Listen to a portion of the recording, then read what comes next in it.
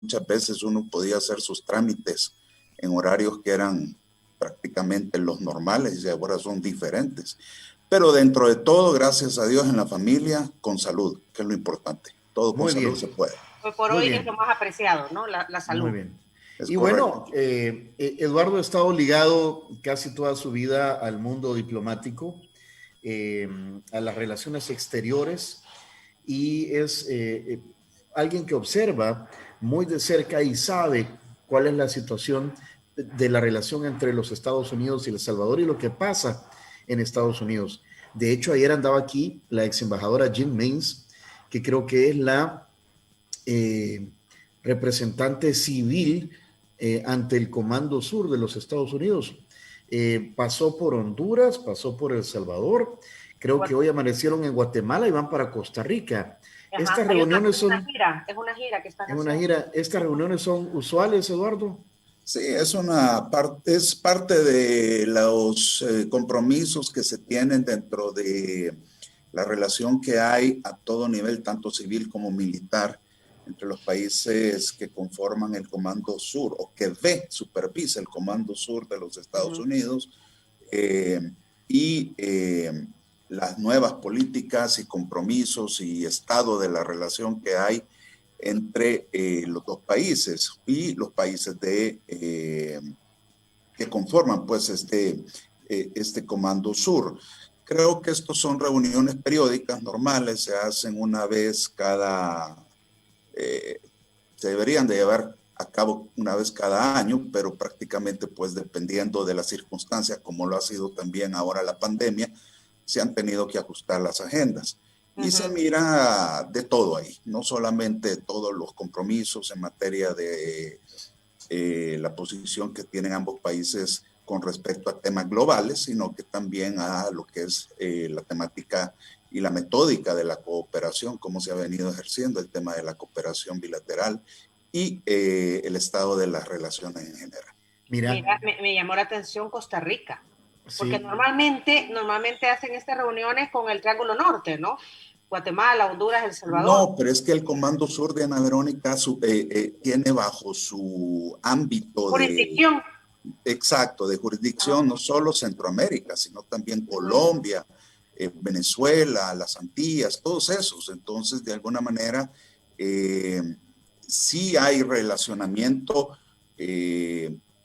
más estrecho con los países en los que mantienen una relación cercana y además intereses que tienen ellos, como por ejemplo el nuestro, la base de monitoreo, ¿no? Sí. Ujú. Pero, y así con Colombia, por ejemplo, el aspecto de la cooperación militar con Colombia es enorme. Entonces, sí, a veces hay por eso reuniones periódicas con frecuencia entre países que tienen más vinculación con ellos y ellos. Pero eso no quiere decir que pues no quieran o no puedan ver todo lo que está en el espacio de su jurisdicción con países que uno diría, bueno, pero si Costa Rica no tiene ejército. Sí, pero tienen programas de cooperación antidrogas, tienen de Claro. alguna Y es forma. que de hecho estoy leyendo el comunicado y de hecho con eso tuvo mucho que ver la visita, ¿no? El centro de monitoreo que tenemos en el contiguo al aeropuerto Correcto. internacional, ¿verdad? Que es parte de las ¿qué? Relaciones de cooperación en el combate al narcotráfico entre ambos países y otros, ¿no? De la región. Es correcto. Y así, pues, los planes que se tienen y cuáles son en qué es lo que nosotros podemos atenernos a saber son los nuevos planes que puedan tener con relación a ese centro de monitoreo o a los programas de trabajo conjunto que en su debido momento se establezcan. uh-huh. A ver, hablando de programas de trabajo conjunto y toda esta relación, en la era Trump, ¿a qué se circunscribe la relación entre Estados Unidos y El Salvador? O sea, ¿qué es lo más importante para cada una de las dos partes? Bueno, yo creo que aparte de que suene un poco trillado, Tony, el tema de que la relación con los Estados Unidos ha sido histórica y ha sido siempre muy cercana, y eso hay que salvaguardarlo y hay que fortalecerlo, pues obviamente hay dentro de cada administración intereses que son mucho más importantes que otros. Yo creo que tanto por la parte nuestra como por la parte de Estados Unidos, hasta donde hemos visto los intereses que han habido en la agenda de trabajo, tanto del presidente Trump como del presidente Bukele, creo que lo más importante y prioritario ha sido el tema de los salvadoreños en los Estados Unidos y el tema de la seguridad democrática. Hablando de seguridad democrática, no solamente la seguridad ciudadana y el combate al narcotráfico, sino que también al fortalecimiento de la democracia y de la institucionalidad. Por supuesto que en la práctica lo que más interesa a El Salvador, y es obvio, es la estabilidad de más de 2,5 millones de salvadoreños que viven en los Estados Unidos. Y por estabilidad no solamente me refiero a los que están dentro del TPS, sino que también a aquellos que en su debido momento tienen dentro de sus planes residir en los Estados Unidos, permanecer ahí y asegurar su situación laboral.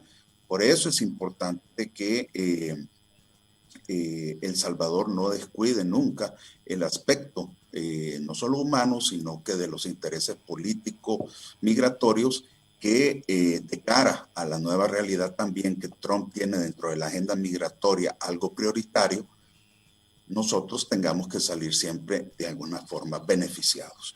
Y es ahí a donde se establece que la prioridad, por lo menos en lo que yo puedo observar, es el tema pues de la estabilidad de los que están dentro del TPS y además la seguridad para el empleo y la apertura laboral de los más de 2 millones de salvadoreños. Eso es lo que tú has podido observar, o sea, en la Eso práctica. Es lo que yo he podido observar en los cortos 11 meses que tiene este gobierno. Por supuesto que debe de haber más. El tema de la seguridad es imperativo. El tema de la cooperación es importante. Ya vemos que, pues, de alguna manera lo que se está presenciando en materia de cooperación y que nos está apretando el zapato ahorita es el que se esté terminando el plazo para los fondos del milenio. Entonces hay que asegurar la posibilidad de tener o un tercer fomilenio o al menos rescatar aquello que no se pudo ejecutar dentro de lo que es el compacto del segundo fomilenio que ahorita ya venció y que estaba dentro del Congreso la posibilidad de dar una prórroga por esos 70 o 75 millones de dólares que todavía se han falta ejecutar. Es la Chili Dog, es la Chili Dog. Es la Chili Dog, vos. Sí, es la Chili Dog, pero es que tocaron el timbre, disculpen. Eso es normal, eso es y no oyeron el pito del pan hace un ratito. También es parte de la nueva normalidad. Les pido disculpas. Sí. No, hombre, Tony, es parte de... Eduardo. No la habrás dejado afuera y por eso te está ladrando. No le has dado las galletitas. A ver, Eduardo, hay dos aspectos importantes dentro de las relaciones con los Estados Unidos. Primero, el tema humano, ¿verdad? El tema de, tú has mencionado 2,5 millones, algunos hablan de 3 millones de salvadoreños. Una cifra que nunca vamos a conocer porque como muy buena parte es ilegal, entonces no te tienen registros y tampoco llegan a los consulados ni nada, ¿verdad? Y por el otro lado es el tema de, no sé si llamarle inseguridad, seguridad migratorio, porque constantemente Estados Unidos está mandando estos mensajes de el combate a la migración irregular. Y para eso están diferentes proyectos, ¿verdad? El Asocio para el Crecimiento, y hay otros proyectos dirigidos al Triángulo Norte para disminuir la cantidad de salvadoreños que por motivos de falta de trabajo o de inseguridad, por el tema de las maras, o por otras situaciones irregulares como el narcotráfico, tienen que migrar o buscan migrar hacia los Estados Unidos. ¿Hemos avanzado en este tema de manera de mantener las buenas relaciones con los Estados Unidos? Pues yo espero, y hasta donde observo, que así como lo dice el presidente, que la mejor relación que debe de tener y que tiene ahorita con los Estados Unidos, esto sea realmente así, en el entendido de que podamos nosotros beneficiarnos de esta buena vecindad que hay entre los Estados Unidos y El Salvador, de cara a los intereses más supremos, que es lo que tú decías, asegurar que los salvadoreños allá cuenten con una verdadera estabilidad. Si te das cuenta, desde siempre nunca se ha cejado para que el tema de la temporalidad que representan los programas de protección que hay para los salvadoreños en los Estados Unidos se vuelvan permanentes. Y eso ha sido una constante en todos estos años. Claro, eso depende mucho del receptor de ese mensaje. Si el receptor en años anteriores ha tenido un poquito más de amplitud en conocer las preocupaciones del Salvador para trasladarlas después en hechos concretos frente a los que toman las decisiones en este caso, pues hombre, eso ha sido de mucho beneficio para nosotros y para otras nacionalidades. Pero en el tema del presidente Trump, él lo dijo porque fue una promesa de campaña, yo no me lo estoy inventando, que el tema migratorio se volvía un tema interno de política doméstica de los Estados Unidos, y si te das cuenta, a través precisamente del endurecimiento de las políticas migratorias del presidente Trump, o del candidato en aquel entonces, en el 2016, Trump, ellos, los blancoamericanos fueron los que le dieron el triunfo precisamente a el presidente Trump. La América en detrimento de nuestros intereses, por supuesto, porque él tuvo que cumplir a lo largo de estos 4 años esas promesas de campaña, y era restringir cada vez más el ingreso de ciudadanos de cualquier parte del mundo de manera indocumentada. Por eso es importante que nosotros sigamos tocando la puerta de cara a lograr que los beneficios para otros o para nosotros se conviertan en atenciones permanentes de estabilidad para lo que son nuestros compatriotas. Y es ahí a donde, por eso es imperativo que con cualquiera de los candidatos que ahorita están dentro de la contienda electoral ya se esté hablando de cara a lo que tú decís, de tener pues una buena relación con los Estados Unidos, para que cualquiera que resulte electo, independientemente sea Biden o sea Trump, nuestros salvadoreños estén en primer plano dentro de la agenda política de los Estados Unidos en el tema. ¿Y hoy quién es? La Yoko. Sí, la Yoko. Ah, caray. Mira, aquí tengo purinita de Baco, si querés. Ay, ahí está la Yoko. ¡Ataque, Yoko! ¡Ataque! ¡Ataque! ¡Killer! Ay, que cuando tocan el timbre, ¿verdad? Suceden estas cosas. Eduardo, hay una nueva embajadora designada, Milena Mayorga, que está en un proceso, entiendo que se llama, que la Secretaría de Estado de Estados Unidos tiene que dar el beneplácito, así se llama, el beneplácito a la propuesta de embajador, en este caso embajadora de nuestro país. Y todavía no se ha dado ese beneplácito. ¿Estamos dentro de los tiempos normales de una situación como esta? Mira, efectivamente, déjame ver cómo te pongo esto. En materia internacional, en el derecho internacional, en las relaciones internacionales, la costumbre es fuente directa de ley. Así como la codificación en el derecho interno es fuente directa de ley, en el derecho internacional no hay nada codificado, y lo único codificado es la Convención de Viena sobre relaciones diplomáticas. Y ahí todo se maneja, ya sea por la costumbre o la reciprocidad. En ese sentido... Porque así se ha hecho siempre. Exacto, y por la confianza que debe haber entre estados. Y en ese sentido no puedes encerrar en una camisa de fuerza codificada lo que un estado, por su potestad soberana, independiente y autónoma, puede o no decidir hacer.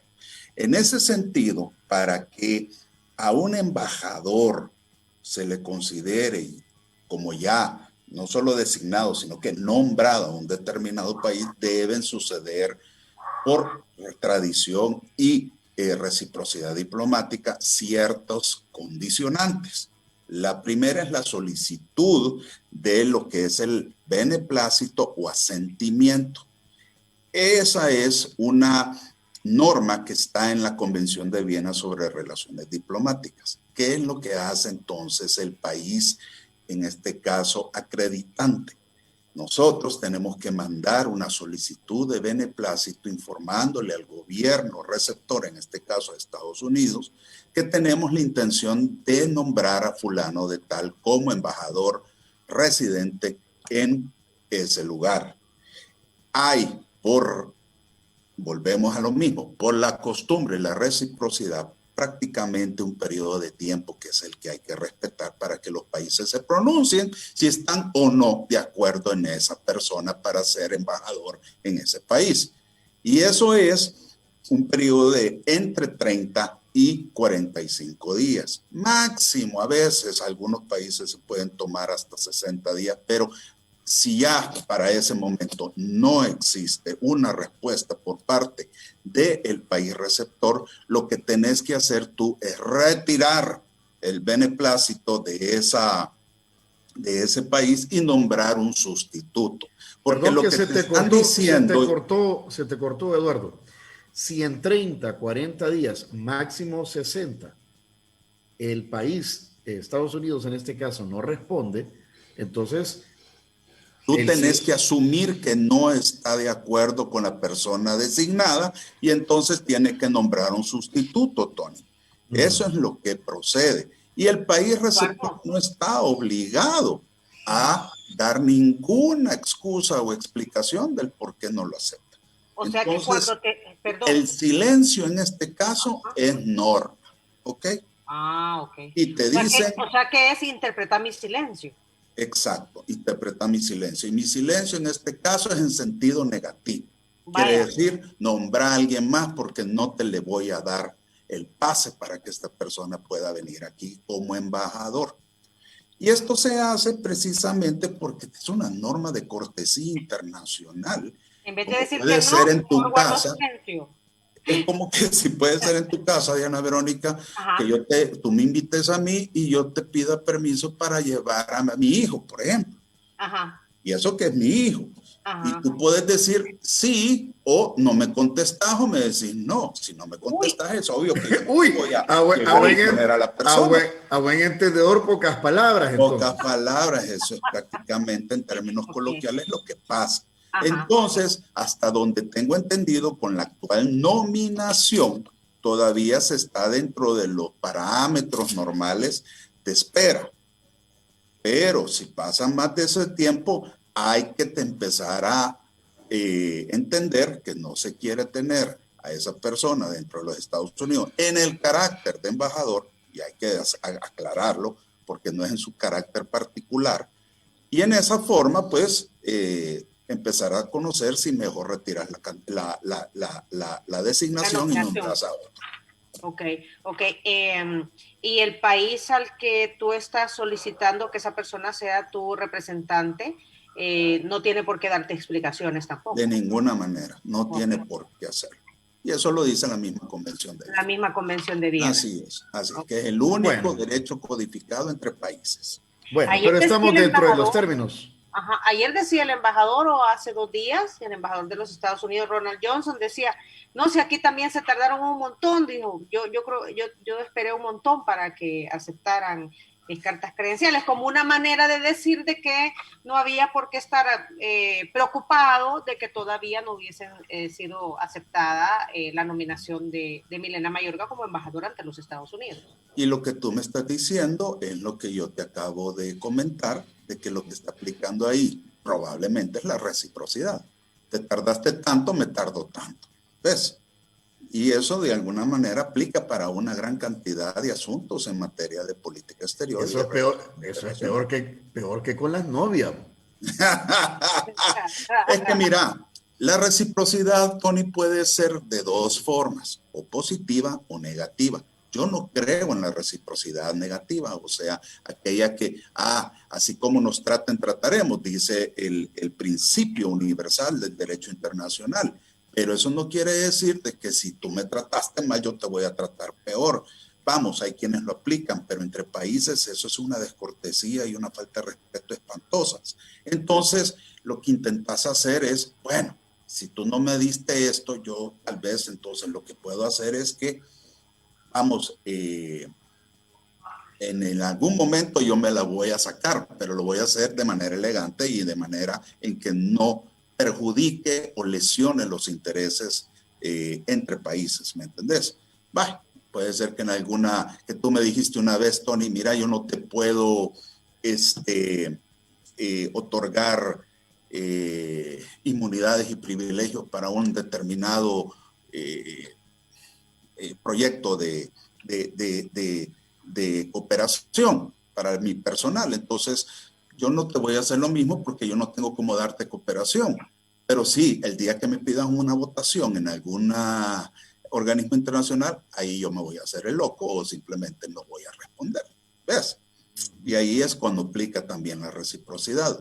Pero eso, pues obviamente se hace en los casos en que tú tenés también medida lo que pues en un momento determinado ocasionas con la lesión de esas relaciones. Pero no es el caso. Depende de cada caso y este no es el caso. Lo único no es que sí te quiero aclarar también, Tony, es que se manda a la Secretaría de Estado el beneplácito, pero quien otorga el beneplácito, en teoría, bajo consulta, es el presidente de la República. Porque precisamente vas acreditado a ese Estado, pero le vas a decir al presidente de la República, de parte del presidente de El Salvador, mire, este es el embajador que le estoy enviando, y este es el embajador que lo debes de considerar como que si yo estuviera precisamente hablando directamente contigo. Es la persona de mi confianza, ¿verdad? Así es. Y cualquier cosa que él diga es como que si yo la dijera. ¿Ves? Ese es el nivel.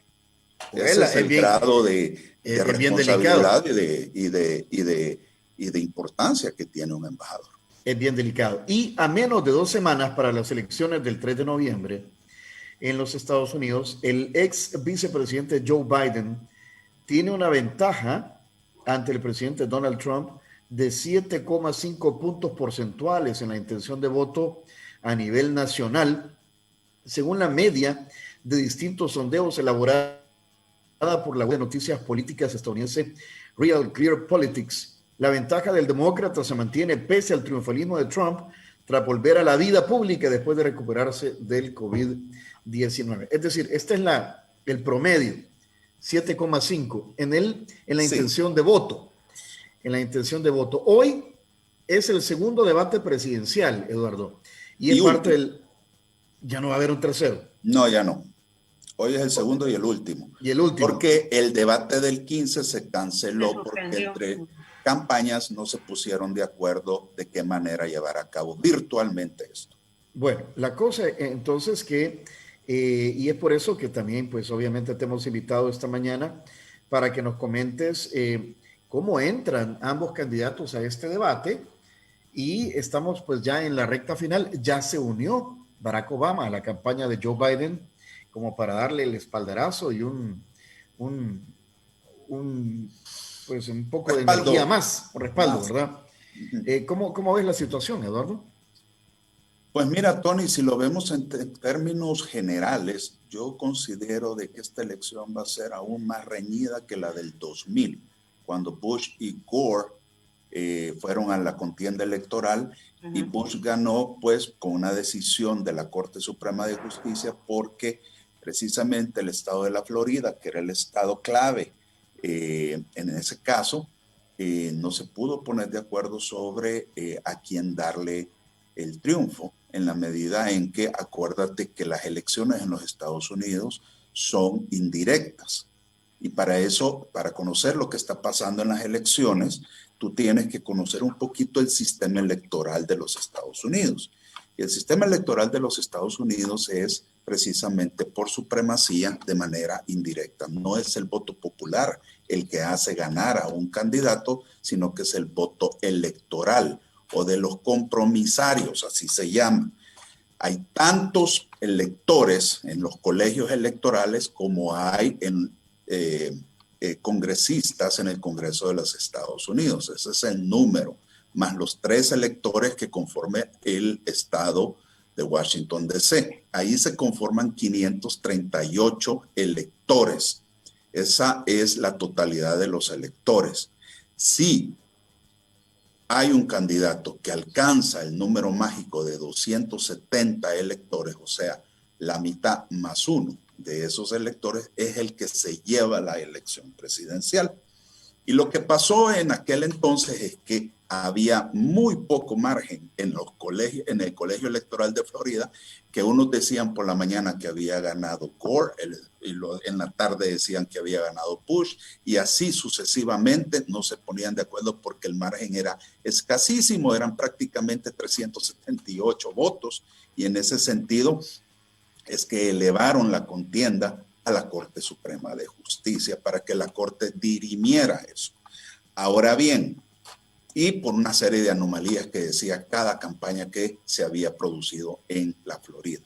Eso está pasando prácticamente, vamos, no eso, pero eso se puede pretender o alcanzar a ver que puede llegar a pasar en la actual contienda presidencial, porque la actual contienda presidencial lleva números bien cerrados, sobre todo en los estados bisagra.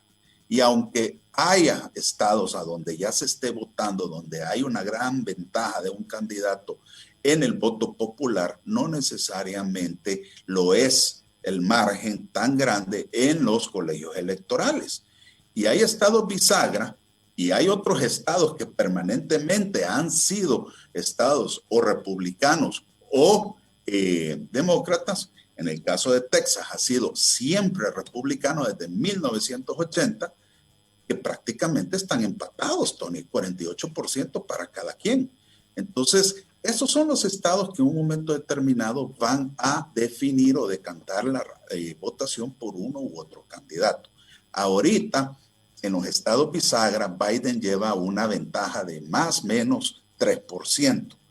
Pero eso dependerá mucho, exacto, de los próximas, del debate de hoy en la noche y de las próximas días en los que se intensifique la campaña, precisamente de cara al 3 de noviembre y a lograr ampliar un poco la ventaja en esos estados bisagra. Ya ven que, por ejemplo, Florida, que es un estado bisagra clave, hoy tiene 29 electores, llevaba Biden una ventaja de más o menos 6 puntos y ahora se ha reducido a 3. Entonces, y eso ha sido por las diferentes visitas que han realizado los candidatos y los miembros de las campañas para, y las vicepresidentas, los vicepresidentes, para intentar ver de qué manera despejar esa diferencia. Sin embargo, es estrecho y no se sabe hasta qué punto Florida va a ser el estado que le dé una vez más a uno u otro candidato a la victoria.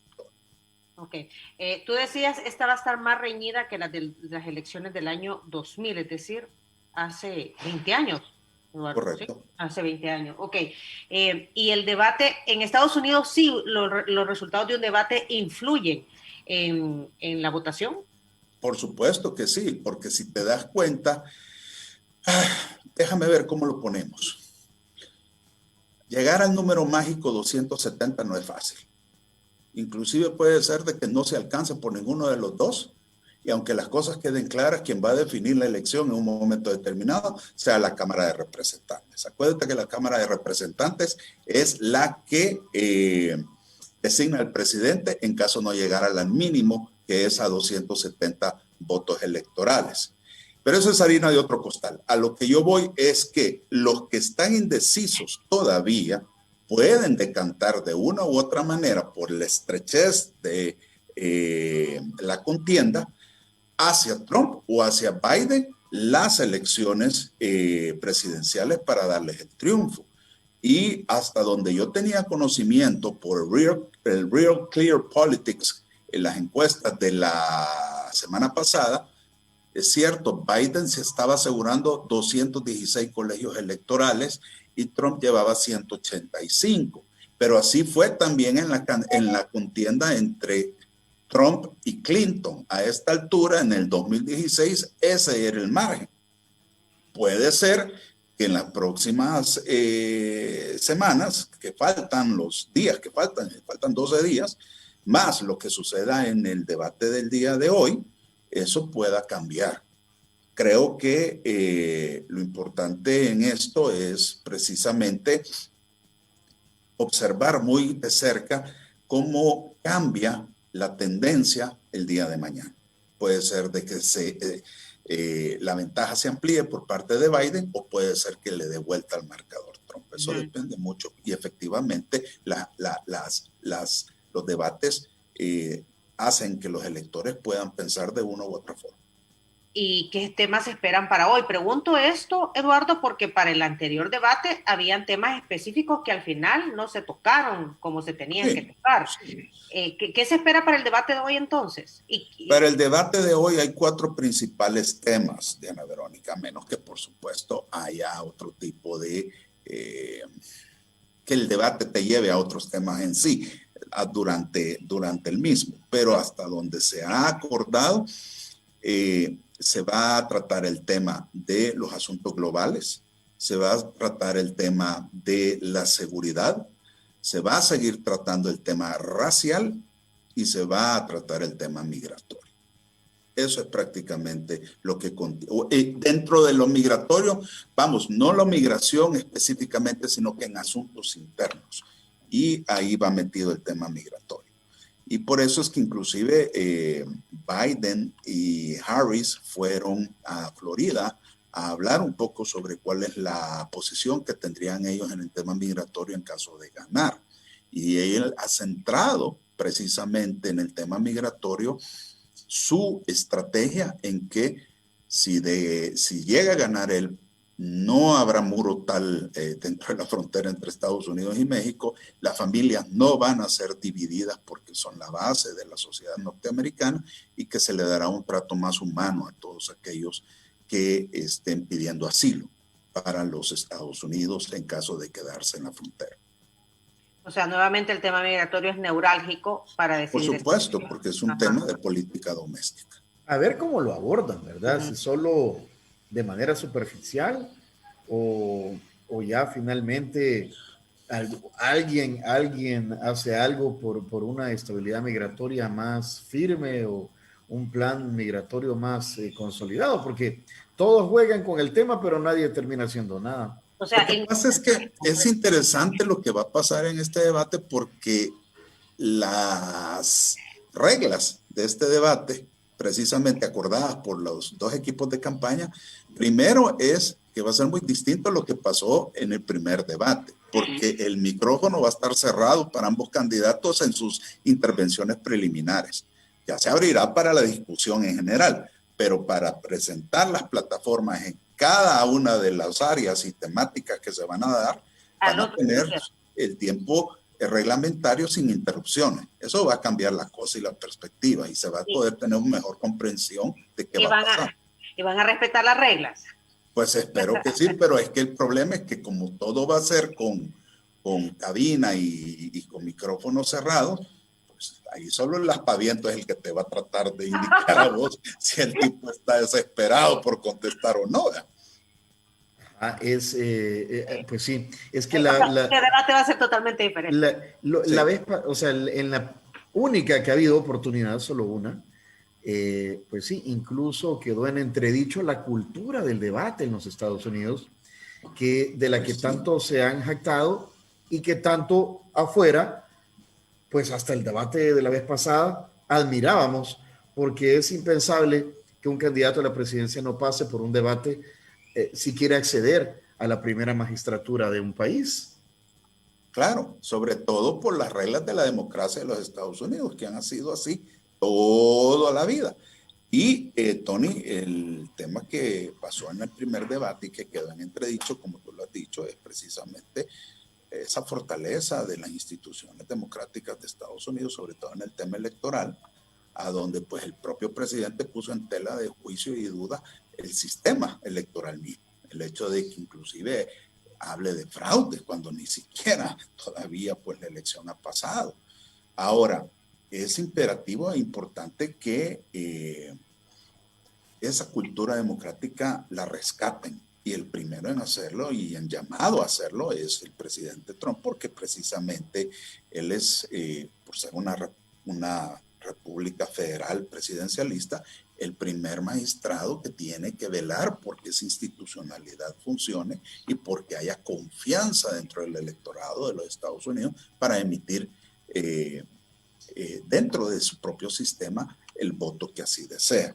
Acuérdate que el sistema norteamericano de por sí es altamente complejo. Tiene una cantidad de vericuetos y requisitos y exigencias que no lo hacen fácil de decir solo, pues yo voté por este y el voto más uno, ese ganó. No, es complejo y ahí se tiene que respetar también no solo el voto popular, sino que el voto electoral y además de eso los requisitos de los estados y después lo que puedan ser las impugnaciones que puedan surgir con relación a esto.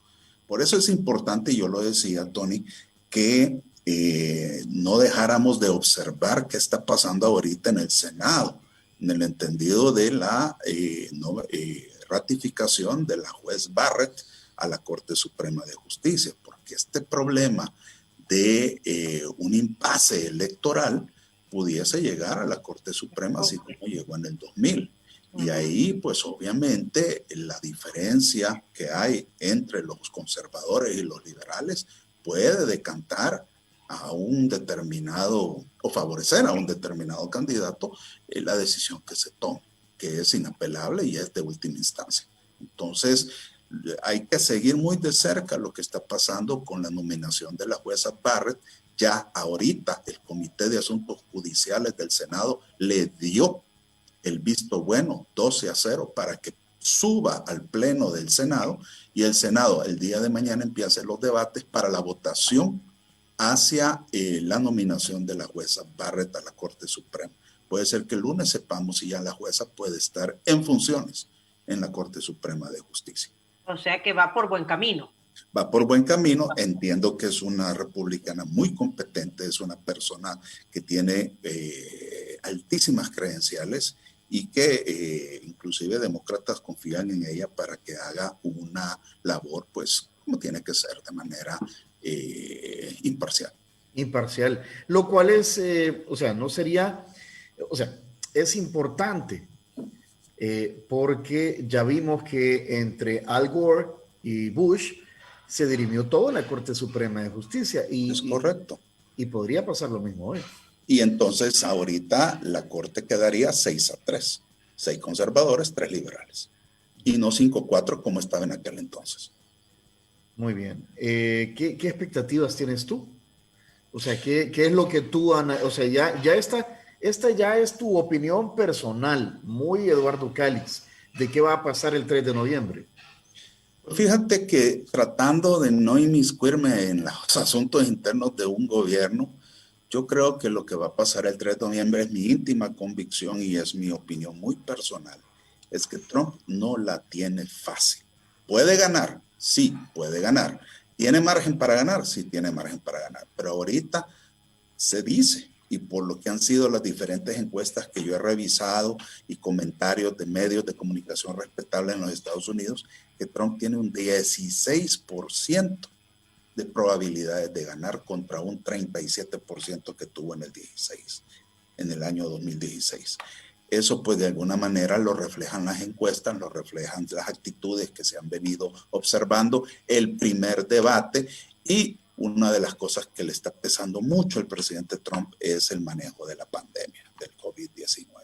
Entonces eso me hace creer de que la gente está un poco más decantada por el hecho de querer ver un cambio dentro de los Estados Unidos y no necesariamente una continuidad. Pero eso es una apreciación muy personal. ¿Qué va a pasar? ¿Qué va a pasar? Solo para terminar esa idea, entonces un posible gane de Biden es más probable, no precisamente porque Biden sea favorito, sino por malas decisiones en la administración Trump. Es que no, exacto, Diana Verónica. Yo no considero que en este caso haya un favorito. Siempre ha habido un estrechísimo margen entre uno y otro. No ha habido posibilidades de decir, vamos, la gente está de plano entusiasmadísima porque hay un claro contendiente que va hacia la victoria. No. Ajá. Exacto, me refería más a, no es por los méritos que represente el contrincante o las propuestas o los temas o el manejo de la gente, sino por decisiones que no han sido las más acertadas dentro de la... Podría decirse, Diana Verónica, así es. Los dos están sobradamente probados en materia política dentro de los Estados Unidos. Uno ha sido presidente, el otro ha sido vicepresidente. Ambos tienen sobrada experiencia. Ambos han cometido errores y ambos tienen aciertos. Pero, por supuesto, acuérdate que el costo político de quien está actualmente dentro de la administración pesa mucho en las decisiones que toma. Y ha tomado decisiones que han sido buenas y otras que no han sido no tan buenas, y eso le ha pasado factura. Normal, es un desgaste normal que tiene cualquier político que está dentro de una administración ejerciendo función pública. Algunos decimos, bueno, pero es que así lo estamos viendo desde acá, en base a la información que llega en los medios, en base a las encuestas. ¿Has tenido la oportunidad de conversar con gente en los Estados Unidos? He tenido oportunidad de conversar con salvadoreños en los Estados Unidos y con algunos amigos, y efectivamente, y inclusive familiares que yo tengo en los Estados Unidos. Y ellos están... Legales. Por supuesto, legales. Te mandan remesas. De vez en cuando y de cuando en vez. Ay, o por lo menos unos Reebok. Te mandan unos Reebok. Pues sí, aunque sea para los chicles, Tony. Pero de todas maneras, ellos inclusive, todas estas personas con las que yo estoy conversando, me dicen, no hay nada claro ni nada seguro para nadie. Pero hay una tendencia, oíme bien, una tendencia a pensar que sí, efectivamente, Biden pudiese hacerse con una victoria en este momento, ¿no? No solamente es el tema de la presidencia, también un tercio del Senado, o sea, 35 de 100 curules están en juego. La totalidad de la Cámara de Representantes, que son 435, correcto, 11 gobernadores, exacto, y 86 de 99 legislaturas estatales están en juego el 3 de noviembre. ¿Y ahí qué va a pasar? Y ahí es donde se cree de que ahorita que se tiene el dominio del Senado por parte de los republicanos, puede cambiar a demócrata. Y los demócratas pueden hacerse también de la Cámara de Representantes. Tendrían prácticamente ganado el legislativo y el ejecutivo de los Estados Unidos. Por supuesto que bajo estrechos márgenes, en el entendido pues de que así es la democracia y así es prácticamente la preferencia electoral que se tiene entre republicanos y demócratas, y eso lo están viendo las mismas encuestas. No hay un claro ganador, no hay un claro vencedor. Sin embargo, sí se cree de que ellos pueden tener, por la misma inercia que lleva la ventaja de Biden, hacerse una vez más de la mayoría en el Senado y en la Cámara de Representantes. Lo que es también importante para nosotros, porque no podemos nosotros pensar de que cualquier gestión que hagamos solo se quede en el Ejecutivo. No, y eso hay que tenerlo muy claro. Cualquiera que tiene que representarnos allá en los Estados Unidos debe saber que gran parte de su trabajo tiene que ver con el Congreso de los Estados Unidos. Tiene que ir a hacer lobby, tiene que ir a hacer, pues obviamente, a conversar con las diferentes fuerzas políticas que hay en el Congreso, porque de llegar a un beneficio migratorio permanente dentro de los Estados Unidos, Tony y Diana Verónica, se necesita el bipartidismo.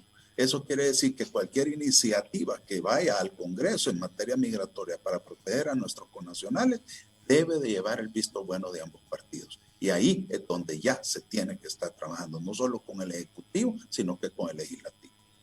Eduardo, tenía otra pregunta. Dije, voy a aprovechar que vamos a hablar con Eduardo, porque es más que todo cuando ungen a los candidatos en las convenciones, tanto demócrata como republicana, que uno logra ver más o menos cuáles son los nuevos liderazgos de los políticos y los partidos en Estados Unidos. Sí. Siendo un ex vicepresidente y siendo la misma fórmula presidencial Trump con Mike Pence, solo hemos visto, digamos, a Kamala Harris como una de las caras nuevas que se conocen. ¿Quiénes son los políticos emergentes, las nuevas generaciones de los dos partidos que a ti te llaman la atención, que vienen surgiendo en el ámbito, en el mundo político de los Estados Unidos? A mí me llama la atención Alexandria Ocasio-Cortez, por ejemplo, en el Partido Demócrata. no sé quiénes más vienen Pues mira, tú como lo has dicho, figuras emergentes.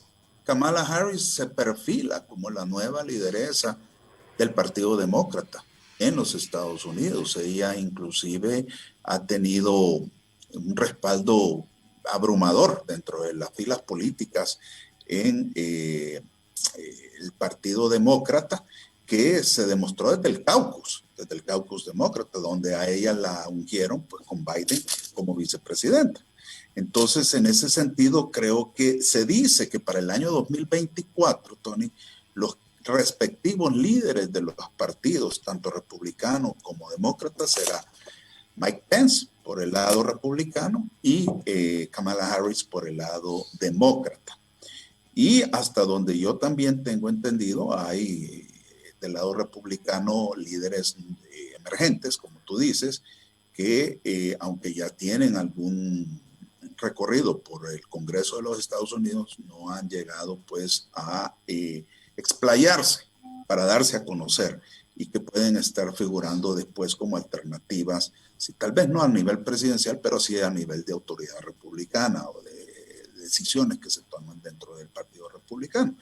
Uno de ellos es Marco Rubio, por ejemplo, en el Partido Republicano. Es un hombre joven de 45 años que de alguna forma está pues empujando por querer ganar un espacio dentro de las filas republicanas. Inclusive decían que en la parte demócrata una autoridad más moral inclusive, pero que puede darle también respaldo político en su momento, es la misma esposa del presidente Obama, Michelle Obama, que cada vez que ella aparece en la palestra pública, siempre se le presta una gran atención y goza de una gran credibilidad. Entonces, hasta cierto punto creo que por ahí va la cosa. Por ahí va la cosa. No sé si Ocasio es alguien que tenga mucho respaldo porque de alguna forma ha demostrado tener radicalidad en algunos temas y algunas que van en contra de la tradición política norteamericana. Entonces, la ponía como ejemplo. No necesariamente es la más indicada, pues, pero sí es una mujer competente. Aquí nos comenta vía WhatsApp Eduardo, un salvadoreño en el exterior que vive precisamente en los Estados Unidos, Marvin Alvarado. También dice el fenómeno de los salvadoreños que votan más por un tema específico como el aborto, solo por eso le dan el voto a Trump. No les importa migración, medio ambiente, salud. O sea, nosotros siempre pensamos de salvadoreños en los Estados Unidos sobre el tema migratorio, pero hay otros temas que también hacen decantar por uno u otro, ¿no? Por supuesto, Diana Verónica, porque no hemos trabajado los demás temas. Nos concentramos en la parte migratoria, pero volvemos a lo mismo. El Partido Republicano, por ser eminentemente conservador, tiene algunos principios y valores con los que Trump está de acuerdo, como el tema del no aborto, que efectivamente le dan posibilidades para ganar un determinado universo electoral entre los votantes en Estados Unidos. El tema también de la apertura de más empleos, el tema de las libertades económicas, todo eso influye, no lo hemos tratado, pero creo que efectivamente, si bien es cierto, ahorita la economía de Estados Unidos está pasando una situación complicada porque sí está a la baja, no está, sí tenemos que reconocer que durante los primeros 2-3 años de la administración Trump se elevaron las cifras del empleo en Estados Unidos de manera histórica, al grado tal que el desempleo en los Estados Unidos tocó fondo casi a cero. Estábamos hablando de un 2% que tenían allá por el 2018-2017 las cifras de desempleo de Estados Unidos. Eso pues obviamente se logró a través de las políticas implementadas por la actual administración, que le dieron posibilidades a los Estados Unidos en conseguir más empleos y mejor remunerados.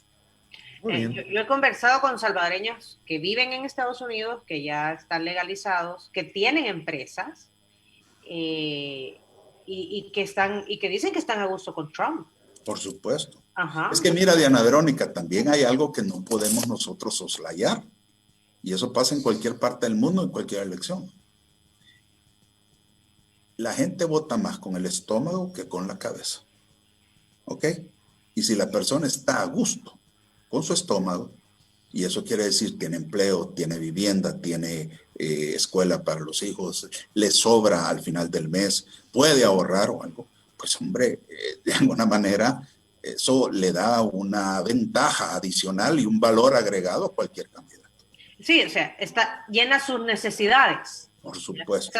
Sobre todo cuando no está en el día a día del tema de la política, ¿verdad? O sea, sí, pero el tipo es corrupto. Sí, pero ¿qué me importa que sea corrupto si yo estoy bien? Entonces, de alguna manera, eso no siempre es así, pero pesa cuando a la hora de una votación, en la medida en que, pues, la gente vota más por sus intereses que por un candidato. Eso sí es. Aquí bueno, no sé si en China, porque ya solo es un partido. Ahí no, ahí solo es un partido. Ahí no aplica ahí aquí no aplica. En China. Aquí no. En China. Bueno, Eduardo, son en punto las 9 de la mañana. Gracias por tu tiempo. ¿Vas a ver el debate con palomitas de maíz o cómo? Pues hombre, no, ¿cómo va a ser? Ya me acordé que Eduardo Calix, para quienes lo seguimos en Twitter, tiene todo un conflicto culinario con @ojo atento.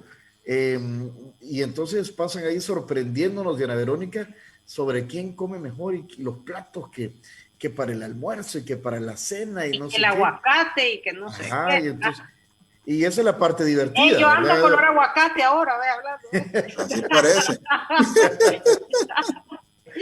Y entonces, para que te sigan en Twitter, Eduardo, es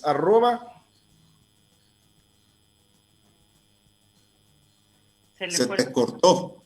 Arroba en Twitter, ¿cómo te encontramos? Ed Calix, @Ed Calix. @Ed Calix. Ed Calix.